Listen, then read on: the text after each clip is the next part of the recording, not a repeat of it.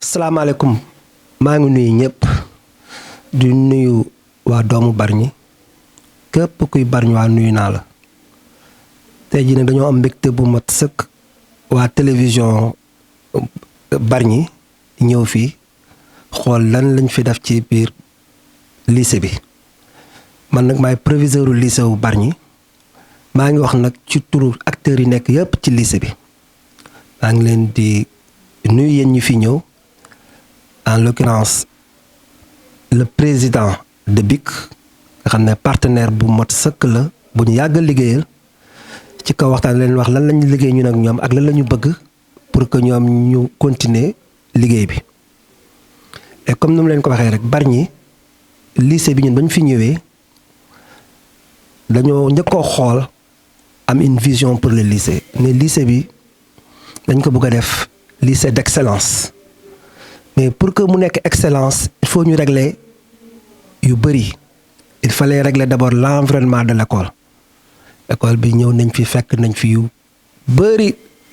te woon fekk dafa commencé woon yàqu mais avec nos collaborateurs ñu toog liggéey si alhamdulilah te ku ñëw gis lycée bi di nga xam ne am na soppeeku ba ñëwee aussi dañoo waxoon aussi lycée mënuñ ci dem sans doomu Bargny parce que c'est un lycée communautaire ñun ba ñëwee dañoo comprendre que lycée bi lycée communautaire la mais aussi pour ñu am excellence il faut que ñu accentuer sur le travail sur le social d'abord mais aussi avec l'aide des doomu Bargny te lu mel noonu aussi waa BIC vraiment dañ ñu ci wuyu si depuis ba ñu commencé d'abord quand Idrissa était président après tey ji Ibrahima Gueye vraiment ñu ngi toog di liggéey ju rafet ci kaw suñu tuy di ngeen gis waa BIC lu ñu defaral BIC depuis ba ñu fi nekkee presque ci excellent dañ ci bokk parce que chaque année il y a de léegi mu mat ay 3 ans ñooy primer suñu meilleurs élèves yi jox leen ay cadeaux yu mat sëkk ba nga xam ne léegi concurrence saine moo am ci lycée bi xale bu nekk bëgg nga tey ji am ay cadeaux parce que suñu amee ay mention ci bac bi dañ leen di defal ay cadeaux te loolu waa BIC ñu ngi ciy jàppale. waa BIC aussi bu sori nañu woon trop ci waxtaan bi bëgg nañu ay classe parce que lycée bi comme ni ngeen ko gisee rëy na nii mais bëriwul classe lycée bañ koy defar pour 500 élèves la woon actuellement ñu ngi tourner autour de 1500 élèves te lycée bi sooy xool amul lu dul 16 classes physiques c'est-à-dire 12 classes ak 4 laboratoires yi ñu def leen classe tey demande bi dafa forte xale yu jógee CM mais aussi képp ku nekk ci zone nga ñëw ci lycée bi buñ fiy def ba nga xam ne ñun dañuy rejeter sax ay élèves pourquoi faute de classe tey ji soo demee ci seconde yi dañuy dem ba nekk ay 100 ci seconde L yi ñu ngi wut façon stratégie bu nekk fu nekk dugg nañ fa pour ñu am ay classe mais ba léegi taxawul gis nañu ministre bi d'alors Mamadou Talla bind nañu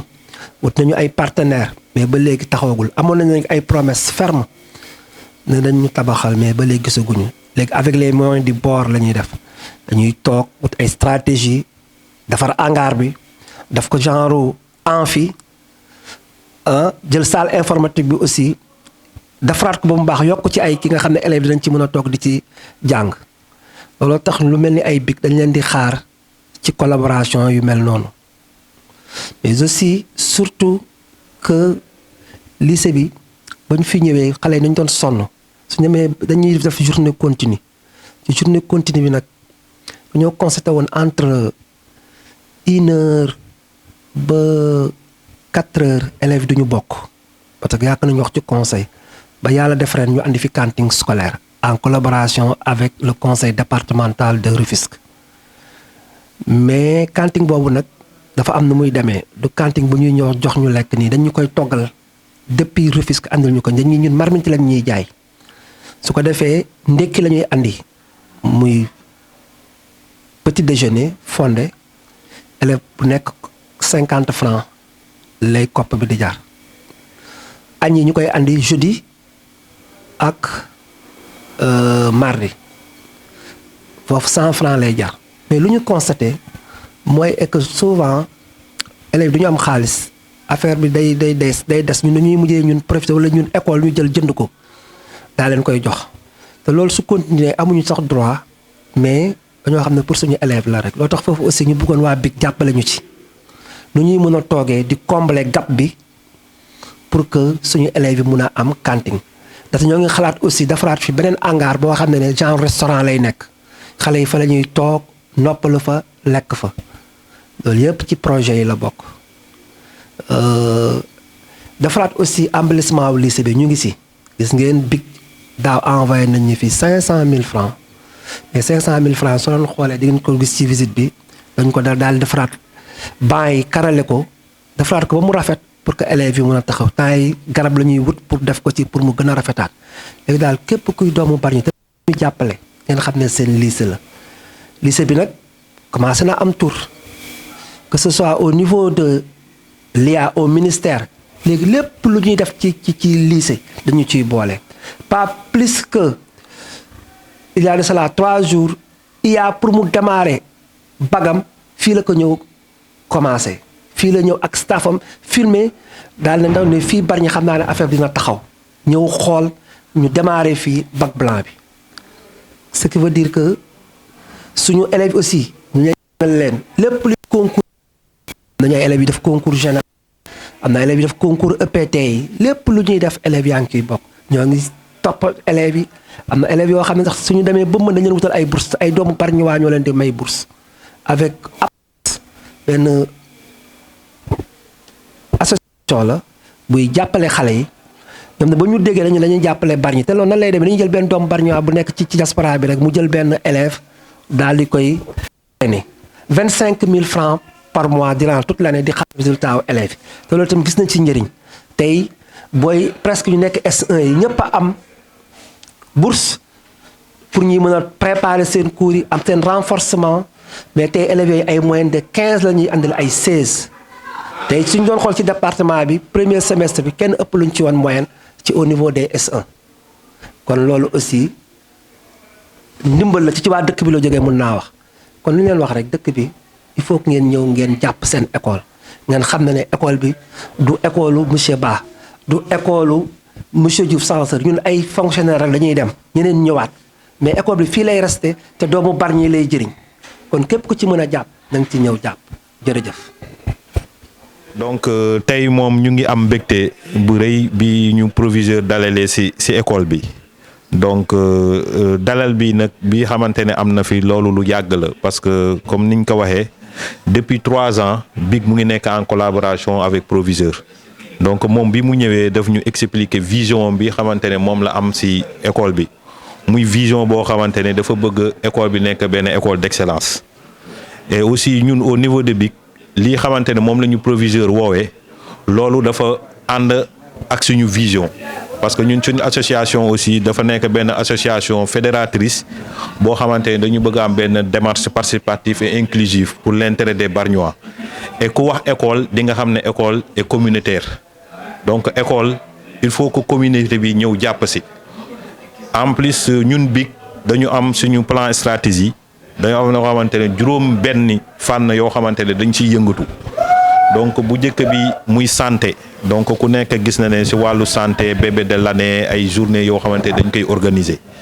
mais aussi ci wàllu économie locale parce que ku xam Bargny xam ne aussi taxawaayam fi mu toll wàllu économie locale aussi dafa am solo foofu aussi dañ ciy participer di def ay formation ci wàllu aussi citoyenneté dañu ciy jàpp wàllu environnement ñu ciy jàpp donc wàllu culture ñu ciy jàpp mais wàllu aussi boo xamante ne dañ koy tuddee lu tal ni formation apprentissage éducation loolu aussi dafa benn nekk panne boo xamante ne dafa am solo looloo waral depuis 3 ans ñuy organiser ce qu'on appelle le sargal des meilleurs bacheliers de Bargny sargal boobu nag fan la jubloo mooy année bi xamante ne Covid dafa am ñu wax élèves yi nañu toog seen kër di jàng à distance ñun ci biir association am nañu ñoo xamante ne am nañu xarañte ci wàllu télécom wàllu informatique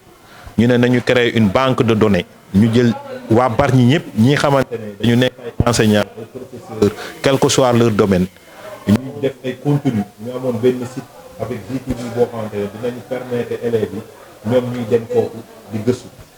pour contribuer aider aussi nos professeurs li ñuy def bi ñu si jubloo nag ñu amoon 15 bacheliers yoo xamante ne si Bargny dañoo amoon la mention A bien et très bien même ñu organiser benn journée de sargal leen année bi si topp aussi ñu continuer partenariat boobu avec lycée bi ñu am 17 ñu sargal leen l'année dernière on est allé jusqu'à presque 41 bacheliers ba ñoo xamante ne am nañu la mention A bien donc pour wane ne rek bu ñuy wax indicateur de performance li xamante ne ñu ngi koy def am na jeexital ci xale yi parce que dina créer benn émulation dina créer benn concurrence saine loolu aussi mooy loo xamante ne la ñuy taxaw ci gannaaw loolu aussi dañ ci waxtaanoon ak proviseur ku gis lycée bi di nga xam ne aussi objectif ou vision bi xamante ne proviseur am na ko ak aussi nii lycée bi di doxee tu peux dire que c'est antagoniste parce que boo nee lycée d'excellence dafa wane ne ku am na moyen yoo xamante ni nit ki bu ko amee normalement dañ ko war a recaler mais ñun aussi doomi Bargny la ñu xam nañu aussi en même temps on fait beaucoup de social donc lycée bi aussi effectif bi aussi on peut dire c'est pléthorique donc si loolu d'année dernière bi ñu waxtaanee suñuy partenaire ku mel ni BISA mu ñëw aider ñu si la ñuy jël une valeur de 500 000 qui nekk symbolique ñu ñëw jox ko lycée bi naka dañu bëggoon comité de gestion bi laaju ñu leen woon dara on n'a pas demandé à ce que xaalis bi fan lay dugg ak fan la luy dugg ñu si lycée bi la suñuy doom ñoo siy jàng ñu ñëw jox leen ko donc c'est vraiment un plaisir bi proviseur ak sa sœur retourner vers nous pour nous dire que li ngeen ñu joxoon day def nañu si au moins quelques réalisations pour embellir l'école et bu ñu sañoon ngeen ñëw xool lan la ñu si def loolu moo waral tey ñu ñëw jaar fi pour xool loolu donc ñu leen di remercier aussi le corps professoral parce que ku nekk xam na ne résultat yooyu bu ñu ko amee c'est parce que vous avez fait beaucoup de sacrifices donc dañu ñëw aussi pour sargal leen dañu ñëw aussi en tant que doomu Bargny pour xamal leen ne vraiment seen effort yi ngeen di def pour jàppale suñuy doom ñun aussi ñu ngi leen di sant ñu ngi leen di gërëm bàyyi leen ak aussi suñu borom bi xamante ne moo am fay mu gën leen fayal ñu la mais aussi dañu ñëw aussi pour lancer un appel à la population bargnoise pour ñu xam ne kat l'école comme ni ma ko waxee lay communautaire ñun ñëpp nañu ci jàpp big jàpp na ci mais du big rek man tey jii doomu Bargny laay waxal ñun ñëpp parce que suñu association yàlla may nañu à chaque fois kat bénévolat la ñuy def amuñu kees amuñu dara pop suñu ressource bi ñu am c'est une ressource humaine mooy lépp loo xamante dañ koy organiser on demande aux Bargnois ñu ñëw def appel à contribution ku nekk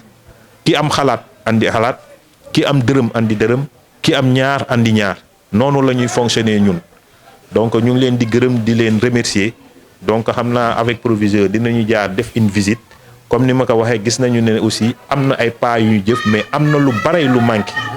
ça moom on est vraiment conscient que am na lu bare lu manqué li bare lu manqué noonu nag am na loo xamante ne communauté yi mën nañu ko def mais am na loo xamante ne autorité administrative aussi moo koy def donc aussi je profite aussi de ce panel pour ñoom aussi ma lancer leen appel pour ñu ñëw jàppale suñu école parce que wax naa ko léegi lycée d'excellence la ñu bëgg a am lycée boo xamante ne en même temps day def excellence bëgg a def social en même temps c'est vraiment antagoniste mais il faut que ñu jàpp si donc loolu daal mooy ay kàddu di leen encore une fois remercier di leen xamal ne Bargny gis nañu effort yi ngeen di def gis nañu aussi am na lu des mais dinañ si taxaw jàpp ci incha allah jërëjëf. asalaamaaleykum wa rahmatullah ñu ngi nuyuwaat ñëpp rek di nuyu proviseur di nuyu aussi suñu frère bi représenté tey association Bargny initiative citoyenne ñu miin ko ci BIC di leen remercier ci visite bi mais aussi di leen remercier ci action yi mu wax sànq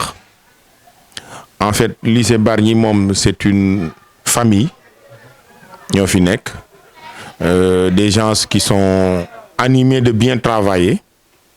li nga wax ci proviseur moom moo nekk depuis mu ñëw fi c'est pas pour lui jeter des fleurs mais bi mu fi ñëwee ba léegi le lycée a changé de look ñun ñëpp constaté nañ ko il a de bonnes ambitions il aime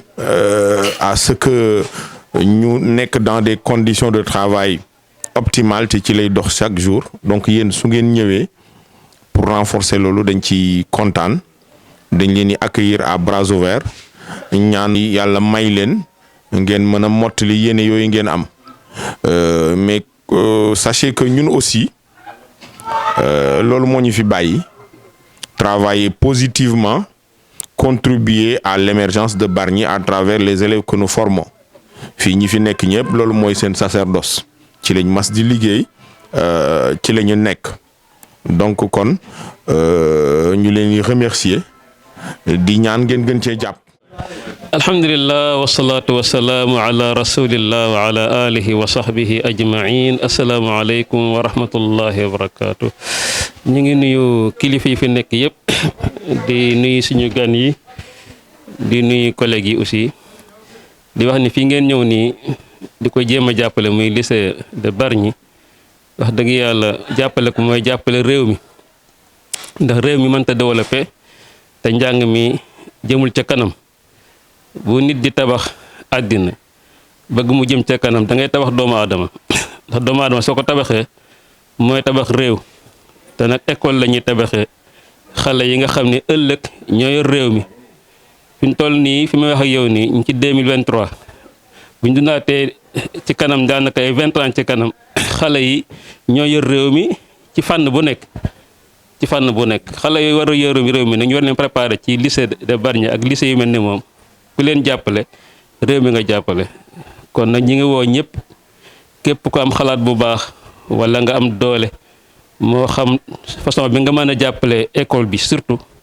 ñi ngi la ciy woo xam ni loo ci def rek sa bopp nga ko defal réew mi nga ko defal ndaxte yonent yi yàlla yónni yëpp bi ñu ñëwee doomu aadama lañu tabax doomu aadama mooy ëlbati ko tabax àddina waaye boo tabaxee àddina fàttee tabax doomu aadama lépp loo defal dina ko ëlbati yàqaat ko. kon nag ñu ngi leen di woo ci liggéey bu am solo xam ne lu waaye def sa bopp man amila saalihan fa li nafsihi wa man asaa fa alayha ku def lu baax sa bopp nga ko defal ku def lu ñaawit yow la yaa koy fayeeku lu baax loo ci def rek du doy waaye safaan ba loo ci def moom ëpp na yal na yàlla may dégg ak topp asalaamaaleykum wa rahmatulah barakaatu. salaamaaleykum mbokki BTV salaamaaleykum mbokki Bargny c'est un réel plaisir tey ñu ñëw fi au niveau du lycée de Bargny pour waxtaan ak à la fois les élèves et l'administration du lycée. La première impression bu ñu am une très belle impression mooy que bi ñu duggee gis nañ un changement d'environnement extraordinaire tey nag ñu ànd ak des élèves du lycée pour ñu waxtaan sur la dynamique bi ñu opéré fii depuis quelque temps ñu ànd ak soxna Daour Laye mademoiselle Ngom. biñ duggee ci lycée bi dima ko doon wax gis nañ un changement au niveau du cadre de vie lan nga ñu ci mën a wax. avant tout damay nuyu ñëpp seen tur ak seen sant sama tur mooy Ndeye Daour Laye Ngom maa ngi classe terminale S2A au fait changement cadre de vie bi dafa impacté de trop ci école bi parce que auparavant école bi melu woon nii gis nga changement tombeau yi ils ont inséré une cantine scolaire ils ont date de peinture nañ école bi li ñu def daal bëri na trop ouais. su ma déggee say wax nee nga am na ay changements yu ñu fi opéré. te en plus wax nga benn mot boo xamante ne dafa doon identifier l'établissement nee na nga ay tombeau lan moo waral yéen élèves yi ngeen tuddee ko ay tombeau. environnement bi affaire yi doon dégager. ça kii la daan jox daal comme tombeau loolu la daan jox. moo tax élèves yi dem tuddee ko tombeau. la plupart noonu lañ ko jàppee. tey bi ñu duggee ci école bi ñu gis ne am na benn engouement bu fi am. à pareille heure boo daan ñëw lycée la plupart des élèves dañu daan wàcc ñibbi. lan moo xew tey jii ba élèves yëpp rester sur place dafa am lu ñuy xaar wala nu mu fa demee noonu. évidemment examen blanc bi la ñuy xaar. on a fait les épreuves d'examen blanc. ainsi proclamation résultat yi la ñuy xaar. Et j'imagine que vous êtes très confiante. Inch'Allah. Bonne chance pour les résultats. Di la remercier comme ni mu ko waxee gis nañ un changement au niveau du lycée mais bi ñu waxtaanee ak l'administration nee nañ ñoom seen objectif mooy faire du lycée de Bargny un lycée d'excellence yow tey boo doon lancer message par rapport aux autorités de Bargny lan lay doon. D'abord di nuyu waa Bargny ñëpp di rafetlu liggéeyu waa BTV parce que initiative yu mel nii moom amuñu ko parce que nit tamit bàyyi activité mi ñëw si sa école seet si la pour rien que wane yi say ndimbal yi nga bëgg loolu du lu yomb d'abord école bi moom comme ni ko sama camarade de classe waxee rek école bi lii fi manqué bëri na trop te tamit administration bi gis nañ ne moom mu ngi jéem a def yu bëri waaye loolu moom kese mënu ko sottin ñun d'abord classe da ngay dugg gis des élèves yu toll ci niveau 150 loolu normal donc soxla nañ ay classes maximum de classes possible te tamit hangar aussi mu ngi nii hangar bi pour élèves yi di reposer wu la mais gars yi dañ fay def des cours même mais professeurs yi dañ fay def des cours même rien que pour manque de classes yi donc tey jii nii moom on a vraiment besoin des salles de classe dinañu jàppale lu bëri aussi tamit les classes de la série S boo xoolee tey scientifique yi amuñu ay labo yu baax classes yi da ngay dugg da ngay waaru donc soxla nañ bépp autorité bu nekk Bargny bu ñu mënee jàppale mu jàppale ñu aussi cantine scolaire bi école bi mooy dépenser xaalisam loolu tamit jaaduwul école bi xaalis bi mën na ko dugal dans les salles de classe et tout ça donc ku ñu ci jàppale ñu jël vraiment on a besoin de l'aide. Merci beaucoup Kaax dégg nañ message bi et j'espère que dina yegg foo xamante ne autorité yëpp dégg nañ ko effectivement li mu wax lu am la l'école de Bargny le lycée en particulier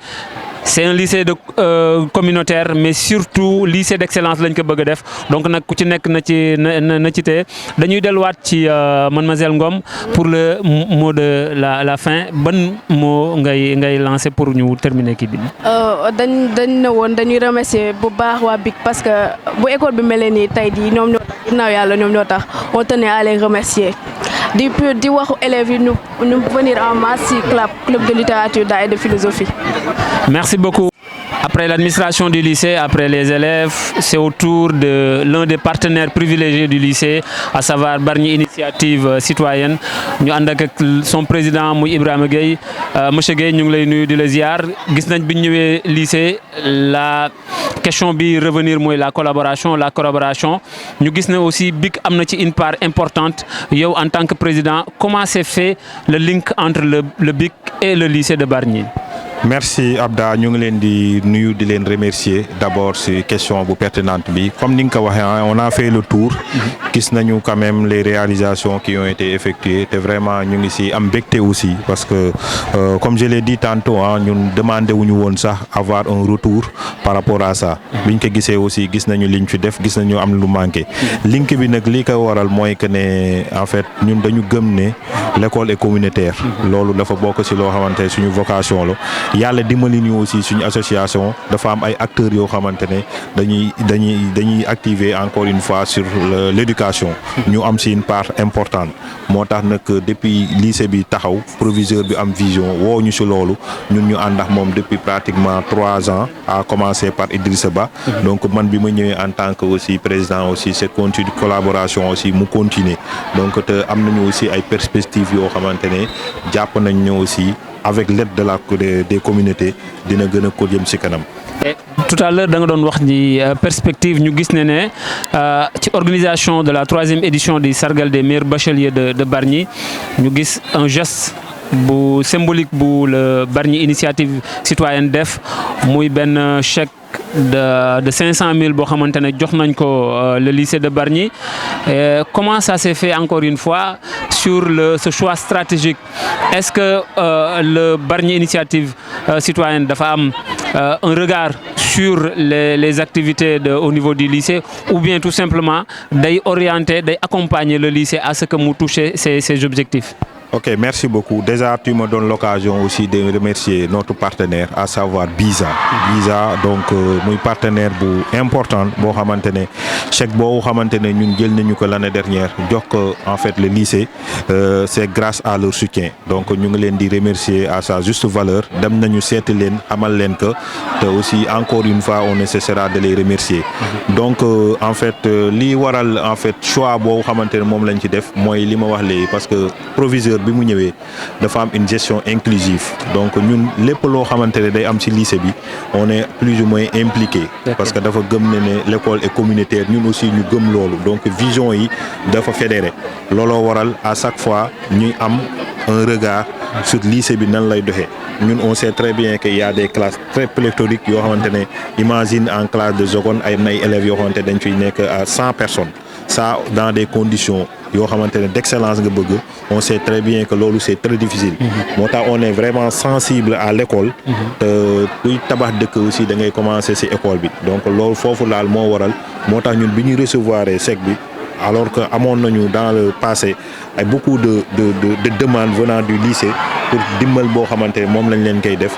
donc si loolu lañ jël ñu ne waxtaan ñu ne donc nañu jël chèque boobu jàppale leen ko pour améliorer les conditions de vie de nos élèves. Monsieur Guèye bi ñu dégloo l'administration du lycée et en l'occurrence le proviseur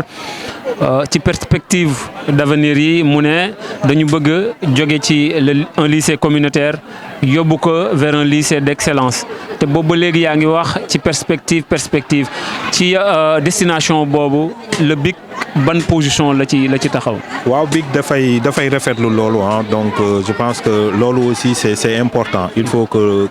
vraiment ñu am benn dynamique d'amélioration continue te BIC foofu la taxaw donc déjà pour commencer sur les perspectives mooy ñun au niveau du BIC cette année bi ñu defee le bilan